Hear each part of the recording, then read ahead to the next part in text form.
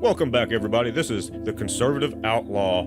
You are here for the no-nonsense right-side news that you want to hear. They don't want us to see it, and they don't want us to have the information, so people like me are out here bringing it to you in the masses. Make sure you give a like, a subscribe, share with your friends. It helps me out, helps the channel out, helps us get you more information. Let's get into the action. You know, I spoke with Jason Crow on this program last week, and it seems like every time one of these individuals is asked what this was about, they have a different sort of rotating answer. Let me just play this from this morning on Morning Joe Scarborough talking about this, and we get your thoughts on the other side. Okay, wrong answer. Well, I'm sorry, with all due respect, wrong answer. He has wide latitude on strikes. Ask Barack Obama and drone strikes. Ask George W. Bush and drone strikes. The commander-in-chief is given, no, there's no buts to it. The commander-in-chief is given wide. No Supreme Court is going to put themselves in the Situation Room and make a decision for the commander-in-chief, Democratic or Republican. He was responding to the soundbite from Melissa Slotkin there. You know, what's the White House take on how this whole thing has evolved, and now this news that Mark Kelly could undergo investigation?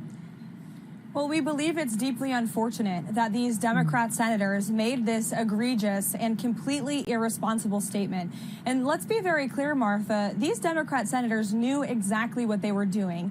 It's not a coincidence that all of them have military or national security experience in their background. They were leaning into that experience to try and give a wink and a nod to the 1.3 million active duty service members who serve in our United States Armed Forces, and essentially encourage them to defy the orders of their commander-in-chief, which is illegal, by the way. Let me be very clear. Not a single order this president or administration has given to our military has ever been illegal, nor will it ever be. This administration respects and abides by the law, and these officials know it. They are trying to sow chaos and distrust, which is a very dangerous thing to do within the military's ranks. The sanctity of our military respects and relies on law and order and the chain of command. And that's what this administration is trying to say. And that's why the Department of War opened up this investigation against Senator Mark Kelly today.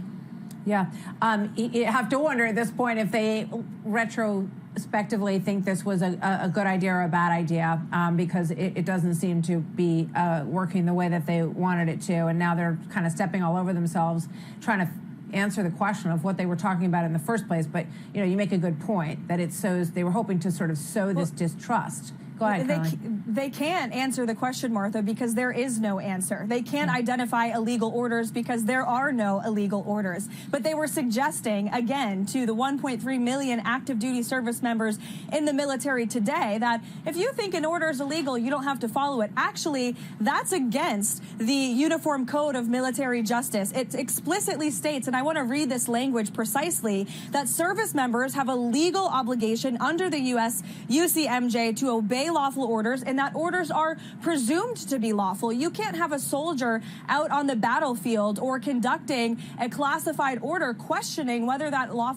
order is lawful or whether they should follow through. There must be a chain of command in our military, and Republicans and Democrats for decades, since the beginning of our country, have always respected that until now when the Democrat Party has been completely overtaken by Trump derangement syndrome, and now we have these deranged statements from sitting members of Congress.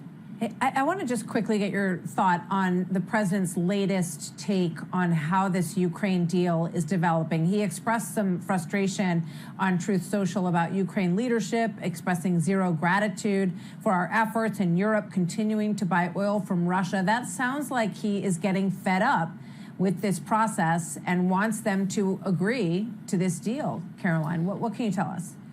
Well, the president put that statement out over the weekend, and since then there have been very productive conversations between the president's national security team and the Ukrainian delegation. In fact, yesterday, Secretary Rubio, Special Envoy Witkoff were in Geneva, and they were able to thoroughly go through this 28-point peace plan that the United States offered with input from both the Russian side and the Ukrainian side, and they were really able to fine-tune the points. And so now there are just a couple points of disagreement that our teams continue to work through. So the president remains hopeful and optimistic that a deal can be struck. And I think he deserves a great amount of credit for the extensive amount of time and energy he has put into solving this war. He wants to see the killing end. He wants this war to end. And his frustration grows out of the frustration of the American people. You know, President Trump stopped the funding of this war, but the United States is still sending or selling a big amount of weapons to NATO. We cannot do that forever. And the president wants this war to end. He is a peacetime president. That's what he's pursuing. And today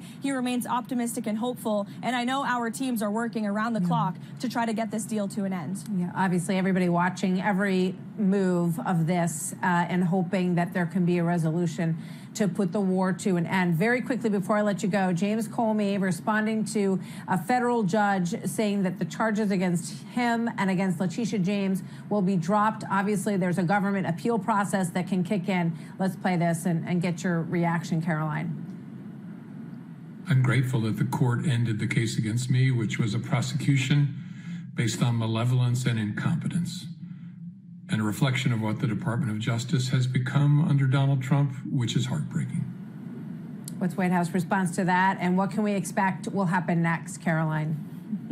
Well, what I will say is that everybody knows that James Comey lied to Congress. It's as clear as day. And this judge took an unprecedented action to throw these cases out to shield James Comey and Letitia James from accountability based on a technical ruling, and the administration disagrees with that technical ruling. We believe the attorney in this case, Lindsay Halligan, is not only extremely qualified for this position, but she was in fact legally appointed. And I know the Department of Justice will be appealing this in very short order. So maybe James Comey should pump the brakes on his victory lap.